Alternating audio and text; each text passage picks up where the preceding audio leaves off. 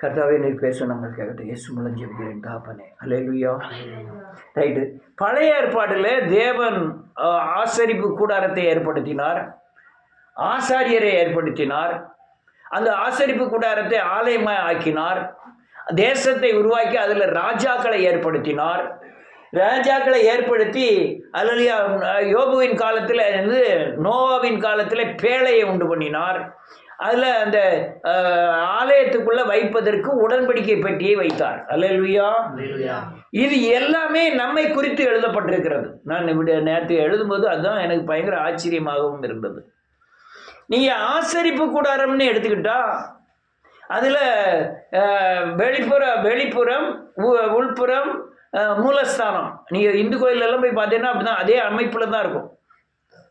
சிவன் கோயிலில் போய் பார்த்தீங்கன்னா வெளியே சுற்றி வரணும், உள்ள ஒரு சுற்றி வரணும், உள்ளேயும் சுற்றி வரணும். அதுக்கு அடுத்தால சாமி வைக்கக்கூடிய இடம் ஒன்று இருக்கும், அதுக்கு பேர் மூலஸ்தானம். இதே நீ போயிருக்கியா இல்லையோ? நீ போகல போகிறது தெரியாது. நீ போயிருக்கியா? நீ போகலையோ? நீ போயிருக்கியா? போகலையோ? பரவாயில்லையே, எவ்வளோ பேர் போகலையே. நீங்கள் அகப்படலை, நாங்கள் அகப்பட்டுட்டேன். அதான் பிரச்சனை இல்லையே. ஏன்னு கேட்டால் அங்கே ஒரு மணி அடிக்கும் போதே தெரியுங்க அங்கே என்னென்ன நடக்குன்னு தெரியும். அதை கூட நம்ம ஆத்மாவை ஆளக்கூடாதுன்னு நினைப்பேன். அது ரைட். நீங்கள் போகாதவர்கள் பாக்கியவான்கள். அது உள்பிரகாரம் இருக்கா பார்த்துருக்கியா? அதுக்கப்புறம் உள்ளே போனோம்னா அதுக்குள்ள உள்பிரகாரம் ஒன்று இருக்கும். அதுக்கப்புறம் தான் உள்ள நடுவில் சாமி இருக்கும். அதில் உள்ள லீடர் சாமி இருக்கும். மற்றதெல்லாம் சுத்ததெல்லாம் சிப்பாய் சாமிகள்லாம் நிறைய சுத்தச்சுலாம் இருக்கும். அந்த லீடர் சாமியைக்கு நடுவில் கோயில் கட்டி அந்த உள்ள அதான் மூலஸ்தானம். இதே அமைப்பு தான் ஆசரிப்பு கூடாரம். அதே அமைப்பு தான் நான். அல்லேலூயா. நான் வெளிப்புற தோற்றம், அடுத்தால உள்புற தோற்றம், அடுத்தால மூலஸ்தானம். மூலஸ்தானத்தில் யார் இருக்கா? தேவன் இருக்கார். எனக்குள்ள யார் இருக்கா? அதை புதிய ஏற்பாடு வரும்போது ஆலயமாய் கட்டினார். அப்ப நானே தேவன் தங்கும், நான் தான் ஆலயம். ஆசரிப்பு கூடாரம் யாரு? நான் தான் ஆசரிப்பு கூடாரம். பேழை யாரு? நான் தான். ஏன்னா எனக்குள்ள நான் இயேசு கிறிஸ்துவை கட்டி எழுப்பும்போது அநேக இந்த தம்பி வந்தாப்புல இப்போ ஜெபம் பண்ணணும், அவருக்கு விசுவாசிச்சாருன்னா அவர் ரசிக்கப்படுவார், வீட்டில் உள்ள பிரச்சனை தீரும். நான் அவருக்குள்ள 1000 பிரச்சனை, 1000 மிருகத்தின் கிரியைகள் இருக்கலாம், அவ்வளோத்தையும் நான் எதுக்குள்ள அடைக்கேன்? இப்போ எனக்குள்ள கட்டப்பட்ட பேழைக்குள்ள அடைக்கிறேன், ரட்சிப்பின் பேழைக்குள்ள அடைக்கிறேன். அல்லேலூயா. நானே தான் பேழை. அல்லேலூயா. இது கொஞ்சம் கவனமாக இருந்தால் தான் புரியும். அல்லேலூயா. ஆசாரியனை ஏற்படுத்துகிறார். எதுக்கு? ஆலயத்துக்கு. ஆலயத்துல ஆசாரியன் யாரு? நான் தான். எந்த ஆலயத்துக்கு? எனக்குள்ள ஆலயம் இருக்கு. ஆலயத்துக்குள்ள யாரு இருக்கா? அந்த தேவனை மகிமைப்படுத்தி எனக்குள்ள இருக்க ஆலயம் உனக்கு தெரியுமா? எனக்குள்ள இருக்க ஆண்டவர் தெரியுமா? ஆனா எனக்கு தெரியும், உணர்வின் அடிப்படையில் எனக்குள்ள தேவன் இருக்கிறது. நான் அப்பப்ப சோத்திரம் பண்ணதான், அப்புறமா மீறவும் செய்தேன். உடனே மனம் திரும்புதேன், சோத்திரம் துதி ஜெபம் பண்ணேன், சோத்திரம் பண்ணேன், வசனத்துக்கு சொல்ல மகிமைப்படுத்திக்கிட்டே இருக்கேன். அப்ப ஆசாரியனாரு நான் தான். அவர் ராஜாவை ஏற்படுத்தினார், அந்த தேசத்தை ஏற்படுத்தி. ராஜா யாரு? உங்களை ஆசாரியர்களாகவும் ராஜாக்களாகவும் தெரிந்து கொண்டார். என்ன ராஜா? மோடியா? ஆலயத்தை ஆளுக்கு இல்ல, உலகம் புறம் சொல்லி உலகம் முழுவதும் பிசாசுக்குள் இருக்கிறது. அதை அடக்கி ஆள்வதற்கு தேவன் சிலுவையிலே செய்து முடித்த காரியங்களினாலே உலகத்தின் அதிகாரத்தை, பிசாசின் மேல உள்ள அதிகாரத்தை எனக்கு தந்திருக்கிறார். நான் ஆளுகைக்கு உட்பட்டவன். ஆளுகைன்னா உள்ள இந்த ஆளுகை முதலமைச்சருக்கு அதை நினைச்சிடாதீங்க. பிசாசின் அதிகாரத்தின் மேல எனக்கு என்னத்தை கொடுத்திருக்கிறாரு? ஆளுகை கொடுத்திருக்கிறார். அதான் நான் ராஜா. நான் யாரு? ராஜா. பேழை நான் தான், ராஜா நான் தான், ஆசாரிப்பு கூட நான் தான். அல்லேலூயா. ஆசாரியனும் நான் தான். ஆமென். உடன்படிக்கை பெட்டியும் நான் தான். ஆமென். யாரு? உடன்படிக்கை பெட்டி எங்க இருக்கு? எனக்கு இருதயத்துக்குள்ள தான் இருக்கு. என்ன இருதயத்துல என்ன இருக்கு? உடன்படிக்கை பெட்டியில என்னெல்லாம் இருந்தது? வாசிப்போம். எபிரேயரின் புஸ்தகம் 9வது அதிகாரம். எபிரேயரின் புஸ்தகம் 9வது அதிகாரம் 4வது வசனம்.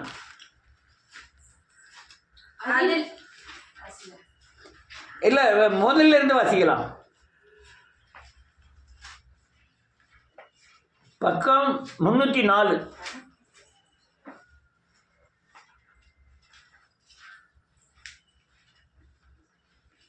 ரைட்டு, யாராவது வாசிங்க. அன்றியும் முதலாம் உடன்படிக்கையானது ஆராதனைக்கு ஏற்ற முறைமைகளும் பூமிக்குரிய பரிசுத்த ஸ்தலமும் இருந்தது. எப்படி ஒரு கூடாரம் உண்டாக்கப்பட்டிருந்தது. அதன் முந்தின பாகத்தில் குத்துவிளக்கும் மேஜையும் தேவ சமூகத்து அப்பங்களும் இருந்தன. அது பரிசுத்த ஸ்தலத்தில் என்னப்படும். இது நம்ம ஆலயத்துக்குள்ள வைக்கப்படுகிற காரியங்கள். முந்தின ஆலயத்தில் குத்து விளக்கு இருந்தது. உன் குத்து விளக்கு எப்பவுமே என்ன செய்யிட்டு இருக்கணும்? எரிந்து கொண்டே இருக்கணும். நான் எரிந்து பிரகாசிக்கிற விளக்கை போல இருந்தேன். இந்த விளக்கு தான் உலகத்துக்கு ஒளியை கொடுக்கணும். நான் சாட்சியா வாழ்ந்து அது எரியணும். எரிஞ்சிய மக்களுக்கு ஒளியை கொடுக்கணும். அவர் மேசையில் இருந்தது. மேஜை மேல என்ன இருந்ததான்? தேவ சமூகத்து அப்பம். அப்பம் வானத்தில் இருந்து இறங்கின அப்பம் யாரு? இயேசு. வேத வார்த்தை என்னது? அப்பம் தான். இந்த அப்பம் எங்க இருக்கு? எப்பவும் மேஜையில் இருக்கு. முன்னால வச்சு கை விட்டுருக்கு. அப்பன்னா என்ன அர்த்தம்? என் வாயிலையும் என் நடக்கையிலையும் என்ன இருக்கணும்? வேத வசனமும் சாயல்ல யார் சாயலா இருக்கணும்? இயேசுவின் சாயல் இருக்கணும். இது அடையாளம். அடுத்தால இருக்குதா என்ன பேரு? அது பரிசுத்த ஸ்தலம் என்னப்படும். அடுத்தால இரண்டாம் திரைக்குள்ளே மகா பரிசுத்த ஸ்தலம் என்னப்பட்ட கூடாரம் இருந்தது. இரண்டாம் திரை என்னது? இருதயம். இருதயத்துல என்ன இருக்கணும்? மகா பரிசுத்தம் இருக்கணும். உங்களுக்கு அசுத்தம் இருக்கக்கூடாது. அல்லையா? உங்க இருதயமானது எப்படி இருந்ததா? மகா திருக்குள்ளதும். உங்க இருதயம் எப்படி இருந்தது? அதுல இருந்தா பொல்லாதவையெல்லாம் புறப்பட்டு வந்தது. வாய்க்குள்ள சாப்பிடுறது ஒன்றும் உங்களை என்ன செய்யாதான். ஆனா வாய்க்குள்ள இருந்து புறப்படுதெல்லாம் எங்க இருந்து புறப்படுது? அந்த இருதயத்தை தேவன் அந்த தேளு பாம்பு பூராம்லாம் அடிச்சு வரைச்சிட்டு உள்ள யார் இருக்காவலாம்? மகா பரிசுத்த ஸ்தலமா இருந்து அதுலதான் சிங்காசனம் விட்டு வீட்டு இருக்கிறான். இருதயத்தில் சுத்தம் உள்ளவர்கள் பாக்கியவான்கள். அவர்கள் இருதயத்துக்குள்ள தேவனை தரிசிப்பார்கள். எங்க தரிசிப்பார்கள்? இருதயத்துல தரிசிப்பார்கள். என்னோட தேவன் இருக்கிறார். நீங்க பூர்ண விசுவாசம் வைத்தாலே உங்களுக்குள்ள யார் இருக்கா? இருதயத்துல தேவன் இருக்கிறார். ஆண்டவர் இருக்காரா இல்லையான்னு நீங்க சந்தேகப்பட்டாலே உள்ள யார் இருக்கா? பிசாசு இருக்கா. ஏன்னா அவிசுவாசம் போற யாரால வருது? பிசாசினால. அப்ப தேவன் இருக்கிறதின் அடையாளம் எனக்குள்ள தேவன் இருக்கிறார்ன்ற விசுவாசம் தான். ஆமென். விசுவாசம் மட்டுமல்ல, நீங்க பாவம் செய்யும் போது உங்களுக்கு உணர்த்தக்கூடிய ஒரு சக்தி உண்டாகும். அதுதான் ஆண்டவர் இருக்கிறதின் அடையாளம். ஒரு தேவனுக்கு விரோதமாக சட்டங்களை மீறும்போது, கற்பனைகளை மீறும்போது உங்களுக்கு ஒரு உணர்வு வந்து ஐயோ நான் மீறிட்டேங்கிற மன வேதனை கொண்டு வருது இல்ல, அதுக்கு பேர் என்ன தெரியுமா? அதுதான் ஆண்டவர் உங்களுக்குள்ள இருக்கிறதின் அடையாளம். இதுதான் உள்ள இருக்கிற இரண்டாம் இடம், பரிசுத்த ஸ்தலம். அடுத்தால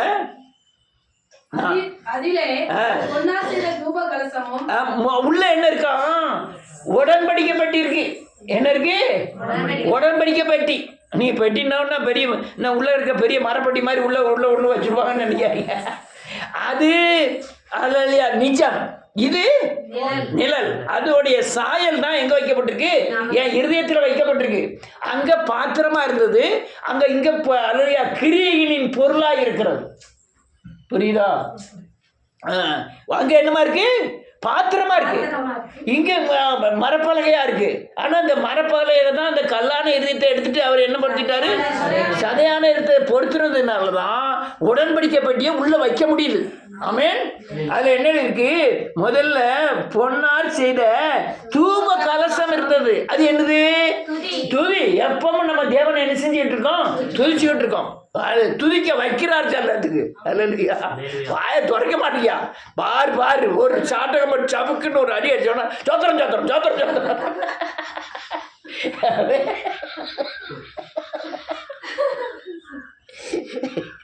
இதுல பெரிய ஆச்சரியமான கிரியைகள். நம்ம மறந்து போயிருந்தாலும் சிச்சைகளை கொடுத்து மனம் திரும்ப வச்சு தேவனை துதிக்க வைக்கிறார். அதுக்கு பேர் என்ன தான்? தூப கலசம். என்ன கலசம்? தூப கலசம். தூப கலசத்தை வச்சு எப்பவும் தேவனை மகிமைப்படுத்திக்கிட்டே இருக்கிறோம். அடுத்தால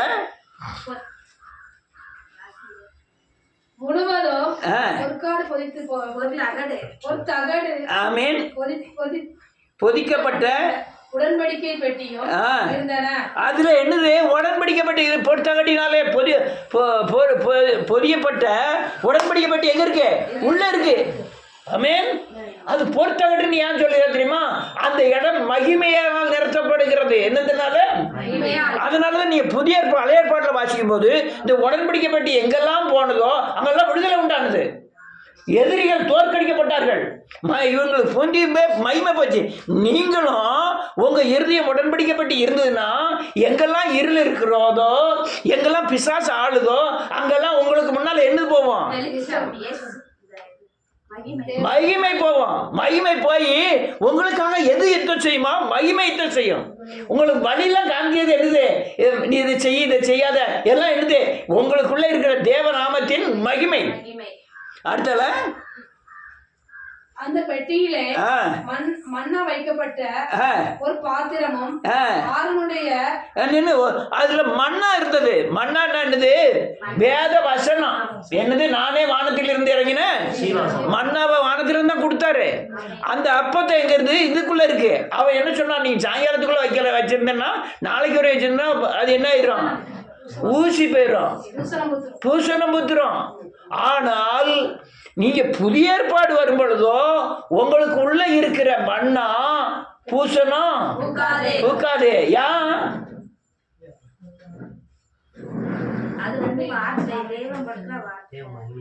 இன்னைக்கு பாருங்க, வெள்ளிக்கிழமை நீங்க மண்ணாவை எடுத்து சாப்பிட்டேன்னா ஒன்னிக்காது. நீங்க புதன்கிழமை எடுத்துட்டு வியாழக்கிழமை வச்சிருந்தா அது பூத்து போயிடும். ஆனா சனிக்கிழமை எடுத்துட்டு ஞாயிற்றுக்கிழமை வச்சிருந்தா பூத்து போகாது. அப்படி ஒரு சக்தி அதில் வச்சார். ஆனால் இந்த மண்ணாவோ கெட்டு போகவே செய்யாது. யாருன்னா இயேசு கிறிஸ்துவின் சரீரம். அதனால அது என்ன செய்யாது? கெட்டு போகவே செய்யாது. அது நீங்க பிற்கிற அப்பம் இல்லை, நான் பிற்கிற அப்பம் இயேசு கிறிஸ்துவின் சரீரம். அப்ப நம்ம அப்பத்தை எடுத்து வைக்கும், அந்த அப்பத்திலே இருக்கு. நம்ம என்ன செய்யணும்? மரணத்தை நினைவு கூறுறோம். இது இயேசு கிறிஸ்துவின் சரீரம்னு நினைவு கூறுறோம். அந்த அப்பமானது ஒரு நாள் என்ன செய்யாது? கெட்டு போகாது. அந்த அப்பம் எங்க இருக்கு? உடன்படிக்கை பெட்டிக்குள்ள இருக்கு. உடன்படிக்கை பெட்டி எது? அப்ப நான் எப்பவுமே என்னத்தை நினைவு கூறணும்? பிரிக்கப்பட்ட இயேசு கிறிஸ்துவின் சரீரத்தை நினைவு கூறணும். ஒரு காரியத்தை எடுத்துக்கிட்டா, இந்த பாவத்திற்காக கல்வாரி சிலுவையில் மரித்து அடக்கம் பண்ணப்பட்டு இதுல இருந்து எனக்கு என்ன செஞ்சிருக்காரு? விடுதலை தருவார். நான் அநேகர் ஜெபம் பண்ணி போய் பார்க்க, எப்ப பார்த்தா அதை தாரு இதை தாரு இதை தாருன்னு அவர் ஏற்கனவே தந்துட்டாரு. சில காரியங்கள் கேட்கலாம், அதை பத்தி தப்பு இல்லை. ஆனால் நீர் சிலுவையில ஜெயித்ததை எனக்கு தாரும். நோயை உன்னை விட்டு விலக்குவேன். இது நோயை சிலுவையில் என்ன செஞ்சிட்டாரு? சுமந்து கொண்டார். என் நோயை தீர்வு ஜெபம் பண்ணதை விட என் நோயை நீ சிலுவையில சுமந்து எனக்கு என்ன தந்திருக்காரு? இந்த தண்டனை அங்க என்ன செஞ்சிட்டாரு? ஏற்றுக்கொண்டாரு. எனக்கு நோய்க்கு விடுதலை வந்தாச்சு. ஆனா அதை பெற்றுக்கொள்ளக்கூடிய விசுவாசம் எனக்கு இல்லை. நான் சொல்லுவது உங்களுக்கு புரியுதா? புரியலன்னா கேட்டுக்கிடுங்க. ரொம்ப ரொம்ப முக்கியமான சத்தியங்கள். அல்லேலூயா. நோயை குணமாக்கும், நோயை குணமாக்கும், நோயை குணமாக்கும் இல்ல. 2000 வருஷத்துக்கு முந்தைய நோயை நீக்கிட்டார் உடனே. ஆனால் நான் எப்படி ஜெபம் பண்ணணும்? ஆண்டவரே, நீர் சிலுவையில நோயை சுமந்து அதற்குண்டான நோய்க்குண்டான தண்டனையை நீர் கெட்டி என்ன நினைச்சிட்டாரு? விடுதலை தந்துட்டாரு. அதை பெற்றுக்கொள்ளக்கூடிய விசுவாசத்தை எனக்கு செய்யும் தாரும். அதுக்குண்டான வசனத்தை தாரும், அதுக்குண்டான விசுவாசத்தை தாரும். தரித்திரம் சாபம் உங்களுக்கு தெரியுமா? தரித்திர சாபம். ஓட்ட வீட்டில் குடியிருக்கீங்களா? அது சாபம். படுக்கையில் விழுகிறது சாபம். அல்லேலூயா. ஆக்சிடென்ட் ஆறுறது சாபம். அல்லேலூயா. மருந்து குடிச்சு சாப்பிடுறது சாபம். தற்கொலை சாபம். இதெல்லாம் பயங்கரமான சாபங்கள். அல்லேலூயா. இதெல்லாம் எங்கே செஞ்சிட்டாரு? சிலுவையில் சுமந்துட்டாரு. அவர் நமக்காக என்ன ஆனாராம்? சாபமானார். சாபமானார். அப்ப சாபமானார் என்ன அர்த்தம்? சாபத்தினால உள்ள எல்லா தண்டனையும் அவர் என்ன செஞ்சிட்டாரு? ஏற்றுக்கொண்டார். அதெல்லாம் சாபமானார். ஆமென். அதனால அடுத்தல என்ன எழுதியிருக்காரு? எழுதிருக்கு ஆரோனுடைய துளிர்த்த கோல் வல்லமை. சிலுவையில தேவன் மரித்து வெளிப்பட்டு அந்த அதிகாரத்தை யாருக்கு தந்திருக்காரு? என் நாமத்தினாலே. அது என்னது? வல்லமை. என்னது? வல்லமை. நீங்க பிசாசுகளை துரத்துவீர்கள். அது என்னது? தேவன் நமக்கு தந்திருக்கிற வல்லமை. அந்த வல்லமை எங்க இருக்கு? உடன்படிக்கை பெட்டியில் வச்சிருக்கப்பட்டிருக்கு. உடன்படிக்கை பெட்டி எது? இருதயம். இருதயத்தில் என்ன இருக்கு? தேவனுடைய வசனம், துதி, தேவனுடைய வல்லமை எல்லாம் எங்க வச்சுக்கப்பட்டிருக்கு? உடம்பு இருக்கா? இருக்கா இல்லையா? இல்லைன்னா இவ்வளவு தூரம்லாம் வளர முடியாது. இவ்வளவு தூரம் கிறிஸ்துக்குள்ளெல்லாம் வளர முடியாது. இந்த உடன்படிக்கை பெட்டி தான் நமக்கு இளைப்பாறுதலை தரும். அடுத்தவர்களுக்கு கோலும் உடன்படிக்கை பெட்டியின் கற்பலகைகள் என்ன இருக்கு? 10 கட்டளை, நியமங்கள், சட்ட திட்டங்கள், பிரமாணங்கள் எல்லாம் எங்க எதில் எழுதப்பட்டிருக்கு? அந்த பெட்டியில எழுதி எங்க உள்ள வைக்கப்பட்டிருக்கு. எதுக்குள்ள? இருதயத்துக்குள்ள. இருதயத்துக்குள்ள கற்பனை கட்டளை எழுதியிருக்கா? இந்த அம்மா ஜோம் பண்ணும்போது அடிக்கடி காட்டுங்க. அந்த 10 கற்பனையே சொல்லி எத்தனையோ தேவை. நான் அதே மாதிரி இப்போ ஜோம் பண்ணும்போது எல்லாரும் ஜோம் பண்ணுதான். எதுவும் ஊடல் சவுண்டு கட்டுது. யாருது? உங்களுக்கு பின்னால் தான் காட்டிருக்கோம். எல்லாரும் சவுண்டா சோத்திரம் பண்ணி ஜோம் பண்ணுறாங்க. ஊடல் நானும் கண்ணை முடிச்சு பார்த்தேன். யாரும் உடனே எது ஞாபகம் தெரியுமா? புறா இருக்கலாம். புறாவை யார் வீட்லயே வளர்க்கலாம்.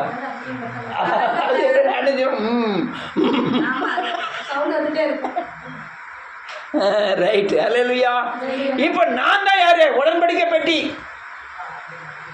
நான் யாரு? உடன்படிக்கை பெட்டியில் என்னெல்லாம் இருக்கணும்? துதி, வேத வசனம், வசனம், கற்பனை கட்டளைகள், அடுத்தல வல்லமை. இதெல்லாம் உங்களுக்குள்ள இருந்ததுன்னா உங்க முன்னால இயேசுவின் மகிமை போயிட்டு இருக்கோம். என்ன போயிட்டு இருக்கோம்? மகிமை போயிட்டு இருக்கணும். பழைய ஏற்பாடுல இதே காரியத்தை எங்கெல்லாம் இந்த உடன்படிக்கை தூக்கிட்டு போனாங்களோ அங்கெல்லாம் ஜெயம் உண்டாயிற்று. எங்கெல்லாம் இந்த உடன்படிக்கை கொண்டு போனாங்களோ சமாதானம் உண்டாயிற்று. ஒரு வசனத்தை வாசிப்போம்.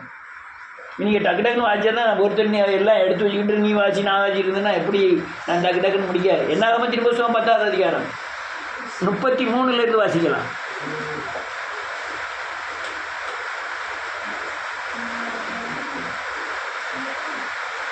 என்னாகமம் 10ஆவது அதிகாரம்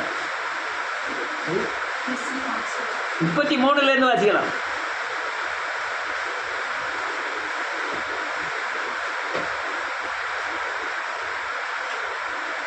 கரண்ட் இல்லை. அவர்கள் கர்த்தருடைய பர்வதத்தை விட்டு ஆமென் 3 நாள் பிரயாணம் போனார்கள். 3 நாள் பிரயாணத்திலும் ஆமென் கர்த்தருடைய உடன்படிக்கை பெட்டி அவர்களுக்கு ஆமென் இளைப்பாறை தேடி ஆமென் காட்டும்படிக்கு அவர்கள் முன் என்ன எழுதிருக்கு? இளைப்பாறுதல் இல்லாம அவங்க பயணம் செஞ்சுட்டு இருக்காங்க. 3 நாளா பயணம் செய்யறாங்க. ஆனால் இந்த கர்த்தருடைய உடன்படிக்கை பெட்டி அவர் இளைப்பாறுதல் இவளை காணும்படியாய் அதற்கு நேராக நடத்துகிறது. ஆமென். நல்ல கழுத தேவ வல்லமை இந்த கற்பனை கட்டளை கைகொள்ளுது. சிலுவை உபதேசம், வேத வசனம் அங்கே உங்களுக்குள்ள இருந்ததுன்னா இளைப்பாறுதலுக்கு நேரம் நடத்திக்கிட்டே இருக்கும். என்னது? உங்க அறிவு இல்லை. இது போல சேர்ந்தா நம்ம மேல தேவ மகிமை தங்கியிருக்கோம். இயேசுவின் நினைவு உங்களை விட்டு விலகாது இருக்கும். சத்தியம் உங்களை விட்டு விலகாது இருக்கும். உங்களை நேர இளைப்பாறுதலுக்கு நேரம் நடத்தும். இந்த வசனம் இந்த உடன்படிக்கை பற்றி நேர இளைப்பாறுதலுக்கு நேரம் நடத்துவான். அடுத்த என்ன இருக்கு? அவர்கள் பாளையத்திலிருந்து பிரயாணம் போகிற போது ஆமென் கர்த்தருடைய மேகம் பகலில் அவர்கள் மேல் தங்கியிருந்தது. ஆமென். பெட்டியானது புறப்படும் போது மோசே கர்த்தாவே எழுந்தருளும், உம்முடைய சத்துருக்கள் சிதறடிக்கப்படுவார்களாக, உம்மை பயக்கிறவர்கள் உமக்கு முன்பாக ஓடி போவார்களாக என்பான். போதும். இவங்க உடன்படிக்கை பற்றி நம்ம போகும்போது எனக்கு விரோதமா எழும்புகிற ஆயுதங்கள் அப்படின்னு சொல்லிட்டு தூக்கணுமா, போகணுமா? அதுதான் இதுங்க சொல்லுது. நான் என் சத்துருக்கள் என்ன செய்யப்படுவார்கள்? சிதறடிக்க. அதுதான் இந்த வசனத்தை சொல்லிட்டு போங்க. என்ன வசனம்? நீங்க பழைய ஏற்பாட்டில் அதை சொல்லி நீங்க எந்த வசனம் நான் சொல்லலாம். ஆமென். எனக்கு விரோதமாக எழும்புகிற ஆயுதங்கள், எனக்கு ஒரு வழியா வருகிற சத்துரு, இதெல்லாம் உன்னுடைய அறிக்கையின் விசுவாசத்தின் அறிக்கைகள். அல்லேலூயா. புரியுதா? இது எது சொல்ல வைக்கனா, உங்களுக்குள்ள உடன்படிக்கை பெட்டி இருக்கிறதுனாலும் அதன் மூலமாய் வெளிப்படுகிற மகிமையினாலும் எதிராக இருக்கிற சத்துருவை மடங்கடிக்க முடியாது வேத வசனத்தை விசுவாசத்தின் அறிக்கையா பண்ணுகிறீர்கள். இவன் அதான் பண்றான். மோசே என்ன பண்றான்? அதுதான் பண்றான். ஆமென். அப்போ நீங்க சத்துருக்கு விரோதமாய் அல்லது உங்க வியாதிக்கு விரோதமாய் சொல்லணும்யா ஒரு வசனம், அதை சொல்லலாம். உங்கள் தரித்திரத்துக்கு விரோதமாய் சொல்லலாம். உங்க பாடுகளுக்கு விரோதமாய் வசனத்தை எடுத்து என்ன செய்யணும்? அறிக்கை செய்யணும். ஒவ்வொரு தடவை பெட்டியை தூக்கும் போதும் இதை சொல்லலாம், சத்துரு என்ன செய்யப்படுவார்களாக அப்படின்னு சொல்லி விசுவாசத்தின் அடிப்படையில் பெட்டியை தூக்கிட்டு போறோம். ஆமென். அப்ப என்ன ஆயிட்டு, இவர் தேடுகிற இளைப்பாறுதலுக்கு உண்டான ஸ்தலத்தில் கொண்டு போய் இந்த பெட்டி விடுது. இந்த பெட்டி கண்ணு இருக்கா? தேவ பிரசன்னம் இருக்கிறது, தேவ மகிமை இருக்கிறது. அதனாலதான் இந்த பெட்டியில மகிமை வெளிப்பட்டது, மேகமும் அவர்களுக்கு முன்பாக சென்றது. அதுவும் என்னது? தேவ மகிமை. இந்த மகிமை அது நீ கிறிஸ்துவனுடைய சாயலின் மகிமை. நீ கிறிஸ்துவன் ஆயிட்டனா உன் மேல ஒரு மகிமை காணப்படும். என்ன மகிமைன்னா, உன் பேச்சு, நடக்க, ஐம்பலன் கிரியைகள் எல்லாம் வசனத்துக்கு உட்படும் போது நீ இயேசுவின் சாயல் வெளிப்படும். உன் மேல மகிமை காணப்படும். அது பிசாசுக்கு மட்டும் நல்லா தெரியும். ஆமென். எப்ப இவன் வாரா இவருக்கு ஏற்றாடப்படாதுன்னு விலைக்கு போவான். ஒருவேளை உங்க மேல மகிமை காணப்படுறதுனால பிசாசு எதிர்த்து உங்களை அடிக்கவும் வருவான்.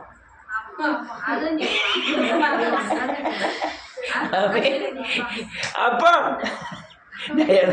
இதுதான் ஒரு பிரச்சனை. என்னன்னா, அலைசி ஒரு நாள் போயிட்டு இருக்கான் செம்பூர்நல்லூர்ல. நாய் ஏத்தால வந்துட்டு அதுதான் கை குடிப்பியா? நாய் வந்த உடனே இவன் கண்ணே பார்க்கு, இவனும் அது கண்ணே பார்க்கான். அந்த நாய் என்ன நினைக்கி, இவன் பயந்து போயிருவான்னு அந்த நாய் நினைக்கி. இவன் என்ன நினைக்கான், அந்த நாய் பயந்து போயிருமான்னு நினைக்கான். ரெண்டு பேரும் முழிக்காங்க. இவன் ஒத்த காலை பின்னால எடுத்தானோ இல்லையா, ஓட்ட எங்க பிடிக்கும், நம்மள பார்க்க வந்துடும். இவன் என்ன செஞ்சுட்டான்? பயந்துட்டான். இவன் ஒரு வேளை ஒத்த காலை முன்னெடுத்து வைக்கான்னு வச்சுக்கணும். அது இந்த பிரச்சனை தான் நமக்கும் பிசாசுக்கும் உள்ள பிரச்சனை. நீங்க ஒத்த காலை பின்ன எடுத்து வச்சுட்டோ நம்மளை துரத்தி அடிக்க ரெடி ஆயிடுமா. ஆனா அது பின்னால போயிட்டுனா நம்ம துரத்திடலாம். இந்த ரெண்டு பேர்ல ரெண்டு பேரும் பயமும் இருக்கும். யாரு பின்னால காலை எடுத்து வைக்காங்கன்னு ரெண்டு பேரும் பார்ப்பாங்க. அந்த பிரச்சனை தான் நம்ம பிசாசுக்கு நமக்கு உள்ள பிரச்சனை. அல்லேலூயா. நமக்குள்ள என்ன இருக்கு? வேத வசனம் இருக்கு, சிலுவை உபதேசம் இருக்கு, தேவ வல்லமை இருக்கு, கற்பனை கட்டளைகள் உள்ள இருக்கு. இதை வச்சுதான் நீங்க அதை என்ன செய்யணும்? ஜெயிக்கணும். இது இருந்ததுனாலதான் தேவ மகிமை இருக்கு. அதனால பிசாசு ஓடவும் செய்வான், உங்களை எதுக்கவும் செய்வான். இதை வச்சுதான் நீங்க என்ன செய்யணும்? ஜெயிக்க வேண்டும். சரி, பிசாசு வரான், எதனால வரான்? அவனுக்குள்ளது உங்ககிட்ட இருக்கு. முறுக்கு வச்சிருக்கியா?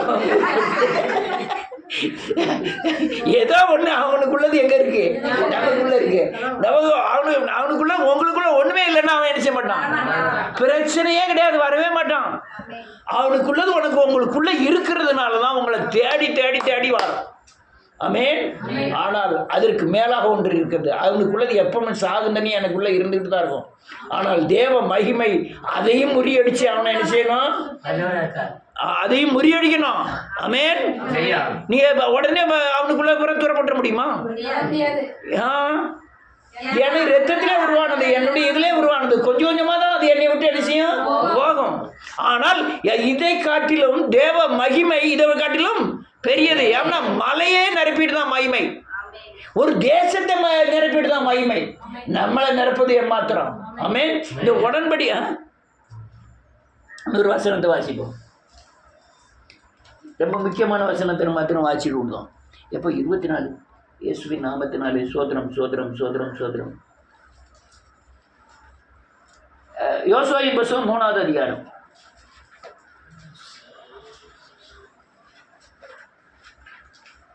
14வது வசனம். கொஞ்சம் டக்கு டக்குன்னு வாசிட்டே முடிச்சிடலாம். அந்த அரை மணி நேரத்தில் முடிக்க முடியாது. 40 நிமிஷம் முடிஞ்சு. 3வது அதிகாரம் 14வது வசனம். ஜனங்கள் யோர்தானை கடந்து ஆமென் போக தங்கள் கூடாரங்களில் இருந்து புறப்பட்டார்கள். ஆசாரியர்கள் ஆமென் உடன்படிக்கை பெட்டியை ஆமென் ஜனங்களுக்கு முன்னே சுமந்து கொண்டு போய் ஆமென் யோர்தான் மட்டும் வந்தார்கள். ஒரு நிமிஷம், நான் உடன்படிக்கை பெட்டி கொண்டு போறேன். ஏன்ட்ட அல்லேலூயா வல்லமை இருக்கிறது, வேதவசனம் இருக்கிறது, சிலுவை உபதேசம் இருக்கிறது, உங்களுக்கெல்லாம் போதிச்சுக்கிட்டு இருக்கேன். ஆமென். நீ யாரு? ஜனங்கள். நான் என்னத்தை கொண்டு வரேன்? உடன்படிக்கை பெட்டியை கொண்டு வரேன். உடன்படிக்கை பெட்டி நான் போதிச்சு, உங்களுக்கும் போதிச்சு, நானும் தூக்கிக்கிட்டு போறேன். உங்களுக்கு விரோதமாய், உங்கள் எல்லாத்துக்கும் விரோதமாய் ஒரு பெரிய பிரச்சனைகள் வந்துட்டு, பிரச்சனை என்ன செய்யணும்? கடந்து போகணும். ஒவ்வொரு ஆளுக்கும் ஒவ்வொரு பிரச்சனை மாறி மாறி இருக்கும். எல்லாத்துக்கும் பிரச்சனை பூரா மொத்தமாக ஒன்று சேர்ந்து ஒரு யோர்தானா வருது. நான் சொல்லுது புரியுது. ஆளுக்கு ஒரு பிரச்சனை. உங்கள் பிரச்சனை எனக்கு முக்கியம் கிடையாது. நீங்கள் அந்த யோர்தானை என்ன செய்யணும்?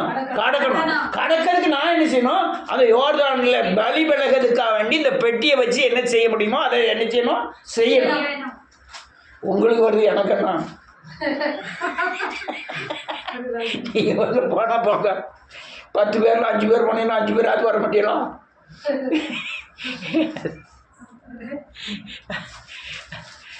கூலிக்கு மேய்க்கிறவன் ஓனாய் வரும்போது ஓடிடுவாங்க. ஆனால் ரைட், நல்ல மேய்ப்பன். ரைட், 15வது வசனம்.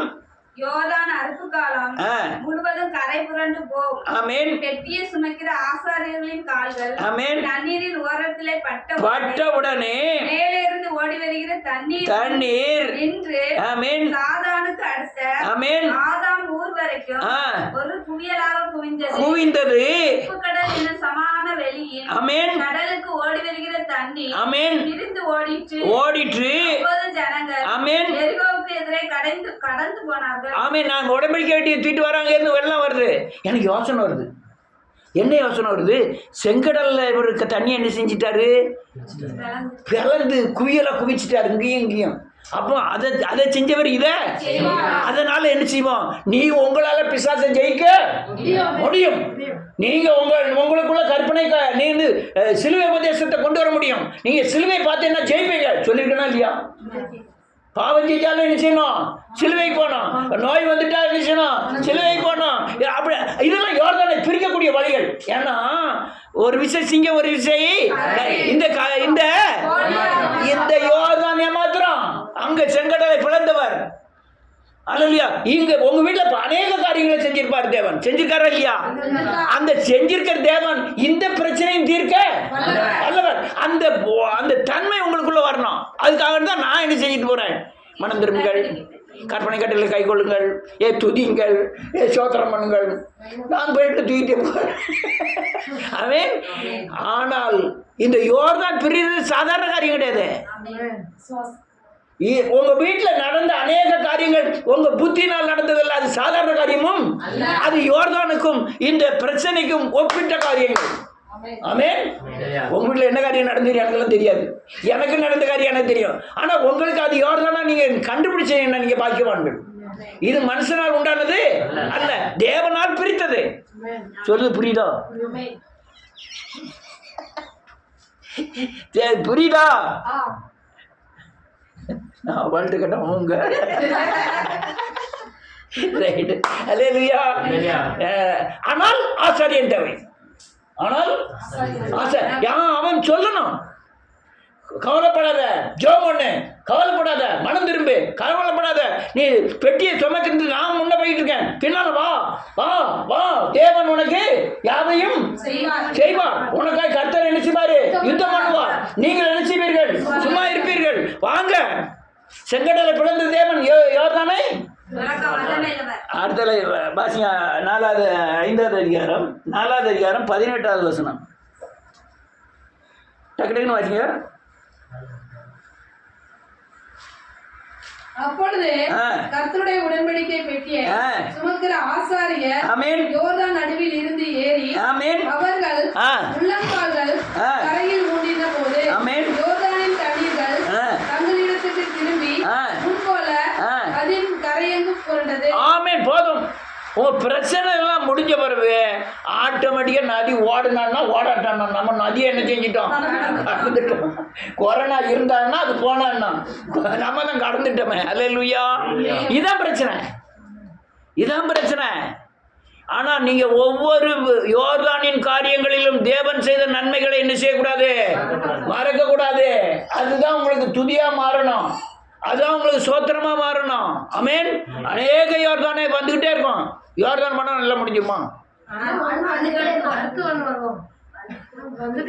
அடுத்தால செங்கடல் வரும், செங்கடல் கடந்தோம், யோர்தான் வரும், அடுத்தால தண்ணி இல்லாமல் போகும், அடுத்தால அப்படியே வரிசையாக வந்துகிட்டு இருக்கும்.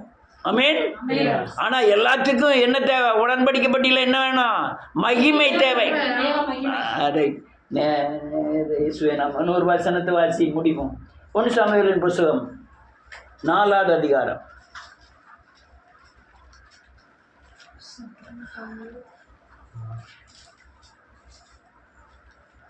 நான் சுருக்கி வாசிக்கேன்.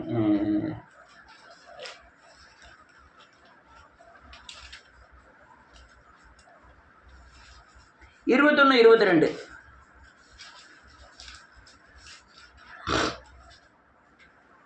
தேவனுடைய பெட்டி பிடிபட்டு அவருடைய மாமனும் அவருடைய புருஷனும் இறந்து போனபடியினால் அவள் மகிமை இஸ்ரவேலை விட்டு போயிற்று என்று சொல்லி பிள்ளைக்கு இக்கபோத் என்று பெயரிட்டால் தேவனுடைய பெட்டி பிடிபட்டு போனபடியினால் மகிமை இஸ்ரவேலை விட்டு விலகி போயிற்று என்றார். இது என்னது? தேவனுடைய ஒரு நல்ல ஜோம் பண்ணிட்டு தான் இருந்தேன், வேதவசனத்தெல்லாம் கையெல்லாம் நல்லா பண்ணிட்டு தான் இருந்தேன். ஆனால் உள்ள ஒரு பாவம் கொண்டு வந்து விதைச்சான் பிசாசு. என்னை விட்டு என்ன செஞ்சுட்டு இந்த வேத வசனம் போயிட்டு துதி போயிட்டு எல்லாம் போனோன்னா என்ன போயிட்டு மகிமை போயிட்டு பிடிபட்டிருக்கோமா இல்லையா? ஆனால் வெளியே ஜபந்தான், வெளியே சோத்திரம் தான், உள்ள தேவன் இல்லை. இல்லாதனால என்ன ஆயிட்டு? ஆனால் அன்னைக்கு பெரிய யோர்தானை பிரிச்சீங்க, செங்கடலை பிரிச்சீங்க, இன்னும் சின்ன வாய்க்கால தாண்ட முடியல, இந்த ஓடையில தாண்ட முடியல.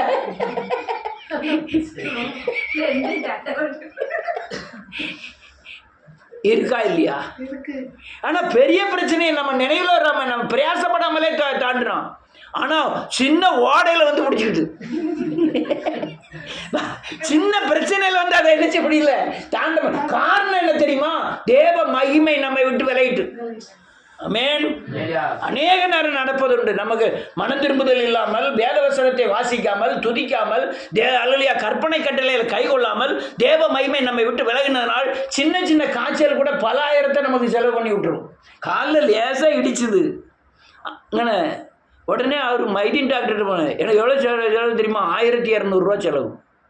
4 நாள் போனேன், 4 நாளும் கட்டி விட்டார். 1200 செலவு. சிம்பிடு போல இடிச்சது, கல் இடிச்சது. சுகர்னால் எல்லாம் கிடையாது. அது என்ன செய்ய, நகம் கவரையும் போயிட்டு, நகமே துண்டா பேரும்பல் இருக்கு, அப்படி ஆயிட்டு. அந்த நகத்தை போடாமல் மேலே தூக்கி வச்சு என்னெல்லாமா பண்ணினார். அல்லேலூயா. ஆனால் பெரிய ஹார்ட் பிரச்சனைக்கே எனக்கு 800 தான் செலவு ஒரு தடவை. மணிகண்டன்ட்டு போனால் உடனே ஸ்கேன்லாம் எடுத்து பார்த்தாரு. அங்கே கண்ணன்லாம் இருந்தார். நான் பார்த்துட்டு உடனே டாக்குன்னு நான் ரொம்பலாம் வாங்க மாட்டேன், பீஸெல்லாம் வேண்டாம், நான் இந்த செக் பண்ணதுக்கு மாத்திரம் ஒரு 800 கொடுங்க அப்படின்ட்டு 800 மாத்திரம் தான் வாங்கினார். மற்றவங்கன்னா 5000 10,000 வாங்கியிருப்போம், அவர் வெறும் 800 மாத்திரம் தான் வாங்கினார். ரைட் பாயின்னு சொல்லிட்டு வந்துட்டேன். ஆனால் இதுக்கு எவ்வளோ செலவு? யோர்தானுக்கு 800 தான். ஆனால் சின்ன ஓடைக்கு 1200. உங்கள் பிரச்சனை சொல்கிறேன், அவ்வளோ பிரயாசம் வந்துடும். யாம்னா தேவ மகிமை பிசாசுட்டு என்ன பண்ண விட்டுட்டு பிடிபட்டுட்டு. ஆனால் பிடிபடுவதும் ஒரு லாபம். என்னன்னா, உங்கள் அந்தரங்கத்தில் இருக்கிற எல்லா கசடுகளையும் நீக்க தான் உங்கள் மகிமை உங்களை விட்டு என்ன செஞ்சுட்டு. ஏன் தெரியுமா? அதுக்கப்புறம் தான் 2 அடிப்பட்டோம். ஐயோ ஐயோ ஐயோ என்ன செய்யணும் ஆண்டவரே, நான் மனம் திரும்புதான் ஆண்டவரே, நான் வேதத்தை வாசிக்க ஆண்டவர், இப்படியா கரெக்டாக 5 மணிக்கு எந்திரிச்சு ஜெபத்தில் கலந்துக்கிட்டு ஆண்டவரே, சோத்திரம் ஆண்டவரே, சோத்திரம். எப்போ மகிமை வெளியே போன பிறகு, அடி வாங்கின பிறகு இன்னுமே சரி பண்ணிடலாம் ஆண்டவரே, நான் ரேட்டு ஆண்டவரே. அல்லேலூயா. கரெக்டாக இருப்பாங்க. அப்போ பிடிபட்டது மகிமை நம்ம விட்டு விலகினது. என்ன முழுங்கி ஆனா காயம் பெருசா இருக்கும். என்னது காயம்? என்னது பிரச்சனை பெருசா இருக்கும், பாடுகள் பெருசா தான் இருக்கும். ஏன்னா மகிமை போன மகிமை உங்களுக்கு திரும்ப வரணும். நீங்க திரும்ப கற்பனை கட்டளை கைகொள்ளணும், திரும்ப மனம் திரும்பி சுத்தமாகணும், இன்னும் வல்லமை உங்களுக்குள்ள வரணும், இன்னும் துதி பூர்ண முதல்ல இருந்த துதி அதை விட கொஞ்சம் அதிகமா துதி வரணும். இவ்வளவு கொண்டு வர்றதுக்கு உங்க இருதயம் என்ன செய்யாது, இடம் கொடுக்காது, கனத்து போயிருக்கும். உங்க இருதயம் மகா கடினமா இருக்கும். அது லகுவாக்குறதுக்கு தான் என்னது, அது வாங்கின பிறகு உட்கார்ந்தியா, உட்கார்ந்து ஆண்டவரே, எந்திக்கா ஆண்டவரே, சாப்பிடாம இருப்பியா, சாப்பிடாம இருக்க ஆண்டவரே. அப்புறம் தான் என்ன ஆகும், அப்போ நமக்கு மகிமை நம்ம விட்டு விலகினது நல்லது, உபத்திரப்படுகிறது. ஏன்னா அவருடைய கற்றுக்கொள்வேன், அவருடைய பிரமாணங்களை. இவன் பிடிபட்டுட்டு மகிமை போயிட்டு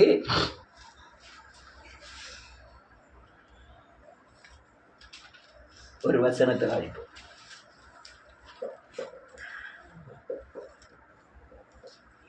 சீக்கிரம் முடிச்சிட்டேன்.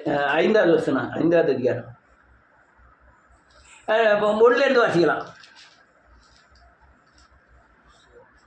கொஞ்சம் டக்கு டக்குன்னு வாசிக்க. 35 நிமிஷம் ஆகிட்டு. 5ல் 1லேருந்து. எலிசா தேவனுடைய பெட்டியை பிடித்து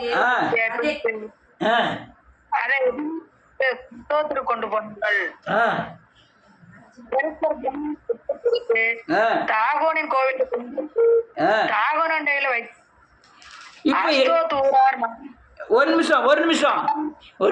நிமிஷம் கேளுங்க. இந்த பெட்டியை கொண்டு போய் எங்க வைக்கணும்?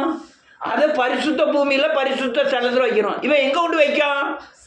அவன் பிடிச்சான்னா எங்க கொண்டு போவான்? அங்கதான் கொண்டு போவான். உங்களை பிடிக்கிறது எதுக்கு? அங்க கொண்டு போயிருந்தோம். அதனால அவன் அங்கே அந்த இடத்துக்கு கொண்டு போறான். இங்க அவன் கோயிலுக்குள்ள கொண்டு போய் பெட்டியை வைக்க போறான். அடுத்த நிலை இருக்கு, வாசிமா 3. காலமே எழுந்திருந்து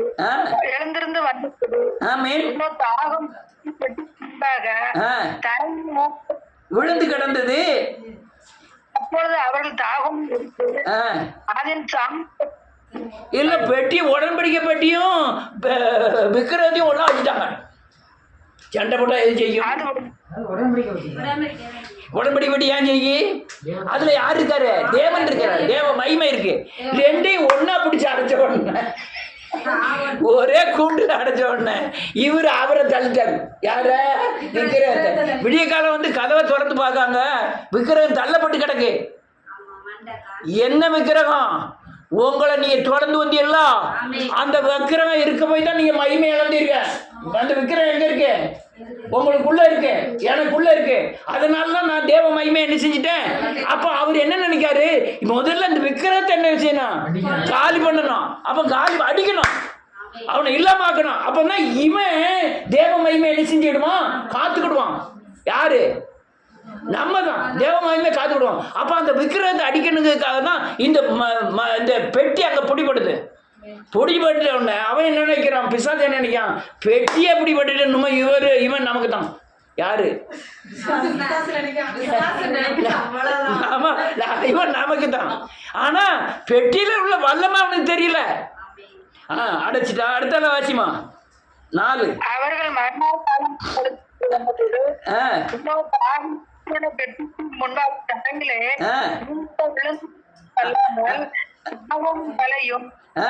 கைகளும்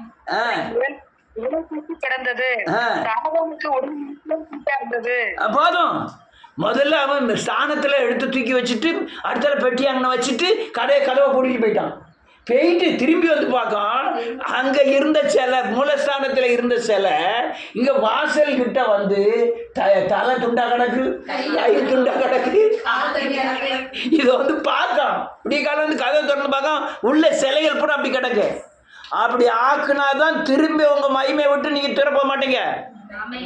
அது அவன் உங்களுக்குள்ள இருக்குன்னு அவன் என்ன செஞ்சுட்டு இருப்பான்? உங்கள் மேல இருக்கிற மகிமையை உங்களை விளக்குவதற்கு என்னென்ன காரியங்கள் செய்யணுமோ அதை செஞ்சுக்கிட்டே இருப்பான். அதனால மகிமையை விளக்குகிற அந்த விக்கிரகத்தின் கிரியைகளை அழிக்கணும்னு தான் தேவன் குமாரன் சிலுவையில் அடிக்கப்பட்டார். பிசாசின் கிரியைகளை அழிக்கும்படியாய் தேவகுமாரன் வெளிப்பட்டார். அதனால இவர் விக்கிரகத்திலாம் அடிச்சு நொறுக்கிட்டாரு. ஏதாவது இருக்கா எண்ணத்துல இருக்கா எங்கனையாவது ஏதாவது இருக்கோ? எண்ணத்துல சிந்தனையில அதெல்லாம் உடைக்கிறதுக்கு என்ன வேணும்? அதுக்கப்புறம் மகிமை துறை போய் மகிமை வந்து கர்த்தருடைய பெட்டி பிடிபட்டு அது மகிமை உங்களை விட்டு விலகி பிறகு காயப்பட்டு அவங்க உடன்படிக்கை பெட்டி கொண்டு போய் அவங்க இதில் கொண்டு போய் இந்த விக்கிரக கோயிலில் கொண்டு வச்சு அதுக்கப்புறம் அவர் கீழே தள்ளி விட்டு திருப்பி அவன் தூக்கி வச்சு அவன் தூக்கி வைக்க எதுக்கு தெரியுமா? பெட்டி என்ன அசைக்க விடாமல் அங்கேயே வச்சுக்கிட வேண்டியதான்னா அடுத்தால சிலையை தூக்கி வைக்கான். மறுநாள் வந்து பார்த்தாரு அங்கே துண்டா கிடக்கு. அடுத்தால என்ன இருக்கு? ஆதலால் நாள் வரைக்கும் தாகோனின் பூசாரிகளும் தாகோனின் கோவிலுக்குள் பிரவேசிக்கிற யாவரும் ஆமென் மிதிக்கிறது இல்லை. இப்போமா நீ இந்த வைத்தியநாதசாமி கோவில் போனேன்னா நடையை மிதிக்க கூடாது, தாண்டி தான் போகணும். இவங்க தெரியாமல் தான் மிதிச்சுட்டு போகிறாங்க. அப்போ வாசலில் போய் நின்று சொல்லணும் இந்த நடையை மிதிக்க கூடாது. இல்லை அப்படி ஒரு சட்டம் இருக்குது, அது நடையை மிதிக்க கூடாது, தாண்டணும், தாண்டி தான் போவாங்க. அது தாகோன்னு செஞ்சது. அடுத்தால 6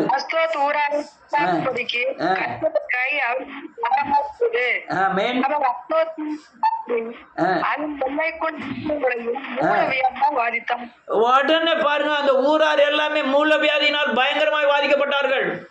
பாதிக்கப்பட்டா இந்த பெட்டி நம்மகிட்ட இருக்கக்கூடாது, நம்ம ஒரு வண்டியை கட்டி பெட்டியெல்லாம் அனுப்பிட்டான் தூரம். ஆமென். அவனா வண்டி வேண்டாம் பெட்டி வேண்டாம் யாங்கணும். என்ன பெட்டி? உடன்படிக்கை பெட்டியில் என்ன இருக்கு? இன்னுமே இந்த மகிமை நம்மளை அழிச்சிரும். அதனால இந்த பெட்டி நமக்கு வேண்டாம், நம்ம விட்டே தூர போயிடட்டும், அவனை விட்டே தூர போயிடட்டணும். அந்த அளவுக்கு பவர் உடன்படிக்கை பெட்டியில் இருக்கு. ஆமென். சொல்லுங்க, நானே உடன்படிக்கை பெட்டி, நானே ஆலயம், நானே ஆசரிப்பு கூடாரம், நானே ஆசாரியன், நானே தேசத்தின் ராஜா, நானே அநேகரை ரட்சிக்கக்கூடிய வேலை, இதெல்லாம் நான் தான். ஆமென். உடன்படிக்கை பெட்டி பற்றி பார்த்தீங்கன்னா இன்னும் ரொம்ப இருக்கு, ஆனால் இப்போ நேரம் இல்லை. அதனால கர்த்தர் அல்லேலூயா இது உடன்படிக்கை பெட்டியிலிருந்து இருக்கிற அந்த பொருட்களை ஒவ்வொரு நாளும் புதுப்பித்து மகிமையை பெருக செய்ய வேண்டும். என்ன சொன்னேன்? புதுப்பித்து மகிமை என்ன செய்யணும்? பெருக. அப்பதான் பிசாசின் கிரியைகள் உங்களை மேற்கொள்ளாது. எந்த யோர்தானையும் என்ன செய்வீங்க? கடந்து போவீர்கள், எரியோவையும் கடந்து போவீர்கள். அதனால இதெல்லாம் கர்த்தர் உங்களை பலப்படுத்துவாராக, இயேசு மூலம் பலப்படுத்துவாராக. எல்லாரும் முழங்கால் படி ஜெபம் பண்ணுவோம்.